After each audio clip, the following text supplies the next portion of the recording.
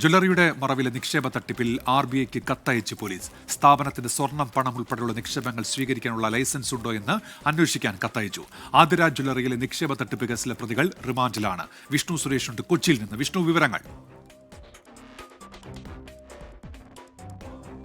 115 കോടിയുടെ നിക്ഷേപ തട്ടിപ്പാണ് ആതിര ജ്വല്ലറിയുടെ മറവിൽ നടന്നത് പോലീസിന്റെ പ്രാഥമികമായ കണ്ടെത്തൽ.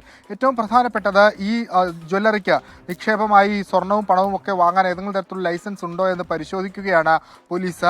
RBIക്ക് ഇതുമായി ബന്ധപ്പെട്ടുള്ള കത്ത് അയച്ചിട്ടുണ്ട്. അത്തരത്തിലൊരു ലൈസൻസ് ഇല്ല എന്നാണ് പ്രാഥമികമായി പോലീസിന് ലഭിക്കുന്ന സൂചന. അത് കുറച്ചുകൂടി സ്ഥിരീകരിക്കുന്നതിന് വേണ്ടിയാണ് RBIയുടെ മറുപടിക്കായി കാത്തു നിൽക്കുന്നത്. ഇന്നലെ ഈ പ്രതികളെ റിമാൻഡ് ചെയ്തിരുന്നു.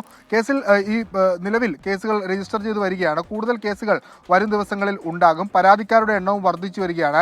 ഇവർ ഈ പണം എങ്ങോട്ടേക്ക് മാറ്റി, എന്തു ചെയ്തു എന്നത് കേന്ദ്രീകരിച്ചും അന്വേഷണം ശക്തമാണ്. ഒരുപക്ഷെ സമീപകാലത്ത് കൊച്ചിയിലൊക്കെ കണ്ടിട്ടുള്ള ഏറ്റവും വലിയ ഒരു നിക്ഷേപ തട്ടിപ്പാണ് ആതിര ജ്വല്ലറിയുടെ മറവിൽ നടന്നിട്ടുള്ളത്. ഈ ആളുകൾക്ക്, ഈ പരാതിക്കാർക്ക് എപ്പോൾ പണം കിട്ടും, അവരുടെ പണം ഏത് സമയത്ത് കിട്ടും എന്നുള്ള കാര്യത്തിലൊന്നും ഇപ്പോഴും ഒരു വ്യക്തത വന്നിട്ടില്ല. ഉന്മേഷം.